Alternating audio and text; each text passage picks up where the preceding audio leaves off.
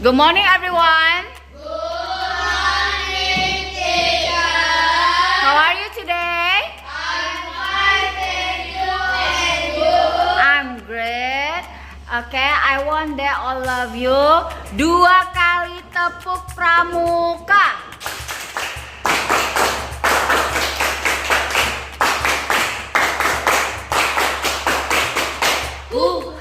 Yes. That's my Concentration game. If you hear botak, you have to hold your head. If you hear batuk, you have to hold your mouth. And then if you hear batik, you have to hold your clothes, your uniform, ya. Oke, konsentrasi. konsentrasi dimulai. 1, 2, 3. Oke, siap-siap. Botak, batuk, batik, batuk. Iya, Viko. Oke, trial ya, baru sekali ya. Sekarang the real games ya. Oke, konsentrasi ya. Botak, batik, batuk,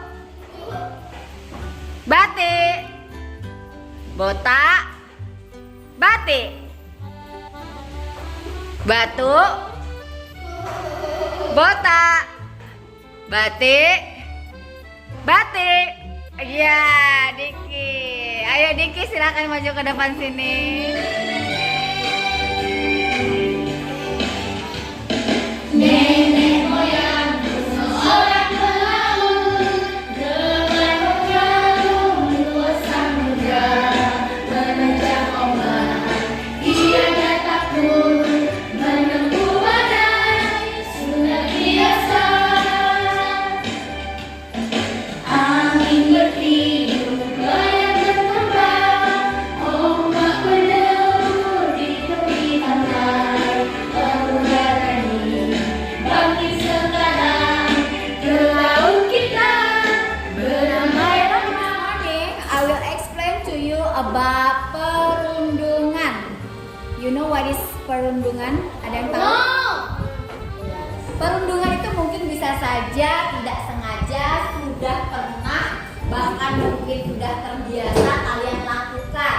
Perundungan, nama lainnya kita kenal dengan yang namanya bully, ya. Bullying atau perundungan itu adalah suatu tindakan yang mengusik teman, mengusik orang lain, menyakiti, ya, kemudian mengganggu. Itu sudah termasuk yang namanya perundungan atau bullying, ya, yang membuat perasaan teman yang dibully, yang dirundung tadi menjadi tidak nyaman, menjadi sedih, menjadi takut, ya. Itu yang namanya perundungan. Jadi kalau ditanya lagi, iya depresi, apa itu perundungan? Apa coba? Bully. Ya, atau nama lainnya, nama singkatnya bully. Pengertiannya apa tadi? Yang dijelaskan tadi. Pengertiannya apa? Iya, suatu tindakan menyakiti orang lain, mengganggu, mengusik, ya. Nah, bullying ini atau perundungan ini biasa kita temukan dalam bentuk perundungan verbal. Apa itu verbal? Berarti melalui melalui omongan, lisan, mulut. Kadang mulut kita ini diawali dengan candaan, berakhir dengan ejekan, ledek-ledekan, terus teman yang dicandain, diledekin merasa terusik, terganggu, kemudian tidak nyaman, ya. Itu biasanya mengejek nama orang tua, mengejek fisik, terus kemudian mengancam temannya, ya. Itu namanya sudah bullying verbal, ya. Lalu bullying atau perundungan mental, tahu? Yang berbentuk mental seperti apa? Iya, kalau ganggu temennya mentalnya rusak. Dalam bentuk apa sih bullying mental ini? Contohnya gini, Afifku, Musa tuh misalnya sulit memahami pelajaran. Kalian tuh langsung memprovokatori teman-teman yang lainnya atau mempengaruhi teman yang lain.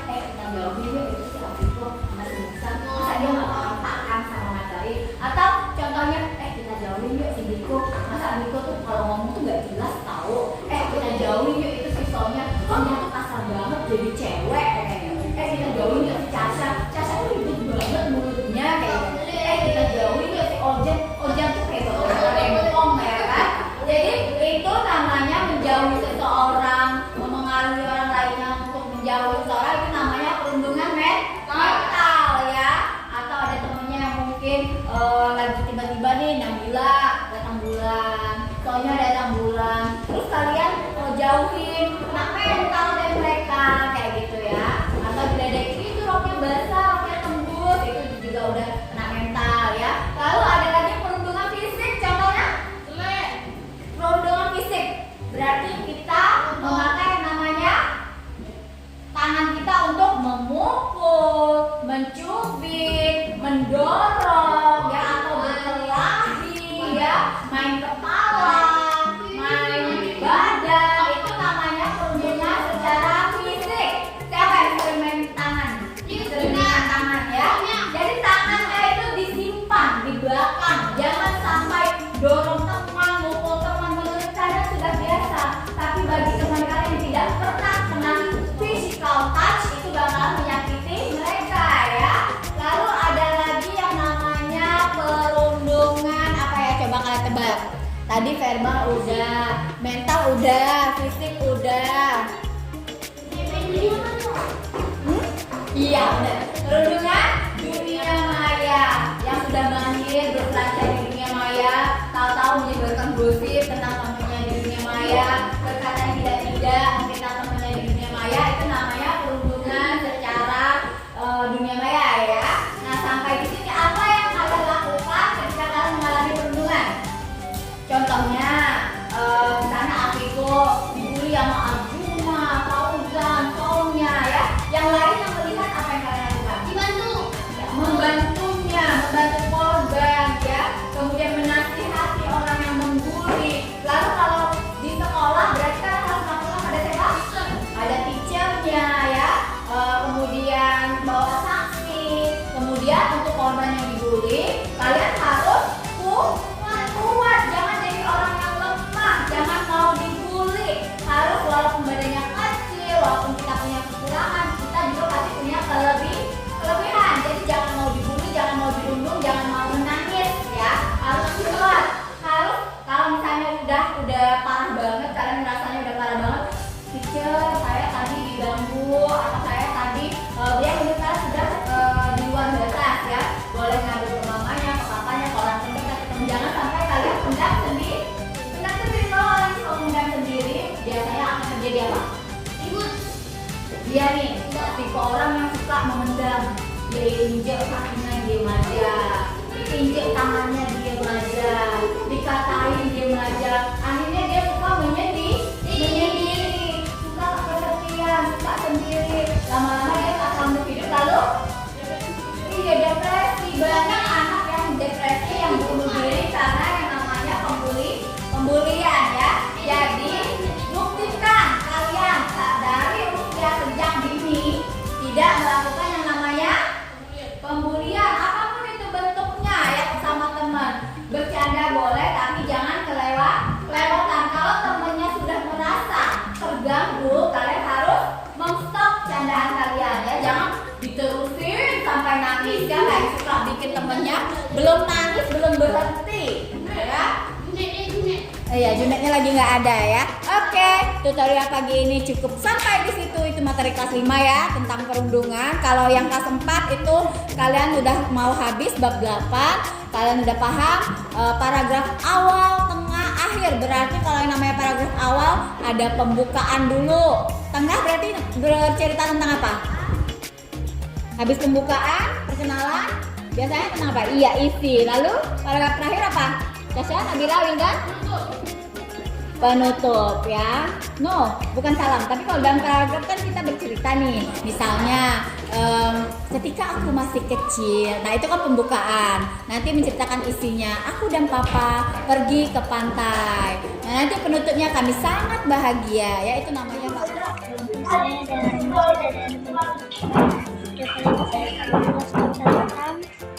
pertolongan pertama untuk kaki terkil ya.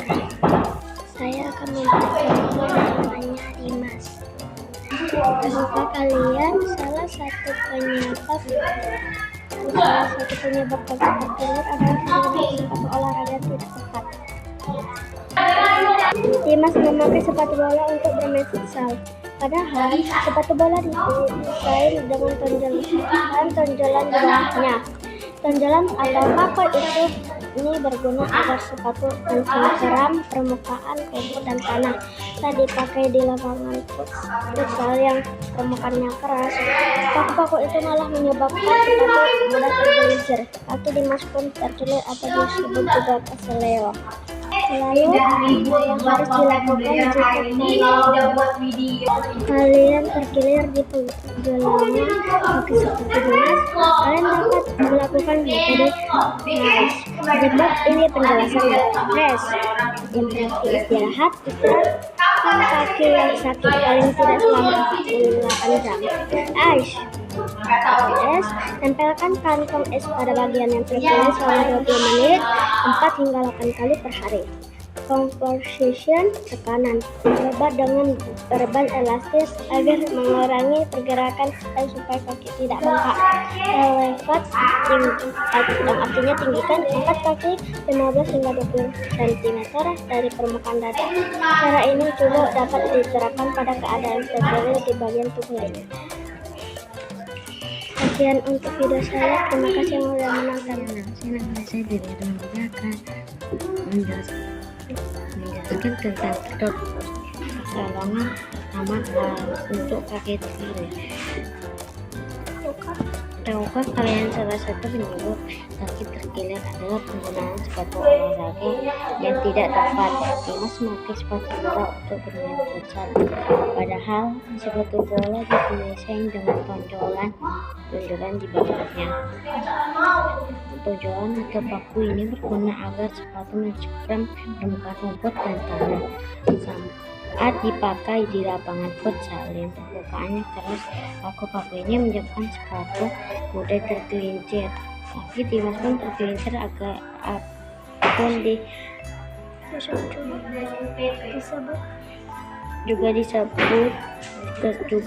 keseleo. Makasih telah menonton. Halo, perkenalkan nama saya Natania Casya. Saya dari RBM 3 kelas 4 SD. Saya ingin mengumpulkan tugas konten pembelajaran saya yang berjudul air dan manfaat air bagi tubuh. Manfaat air bagi tubuh itu ada banyak sekali. Yaitu saya sebutkan sedikit saja ya.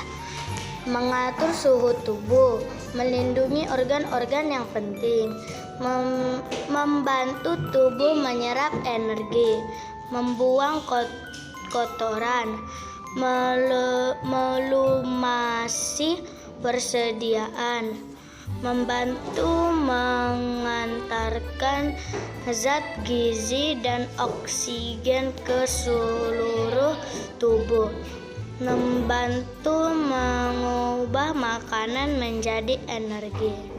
Oke, sekian konten pembelajaran saya. Terima kasih.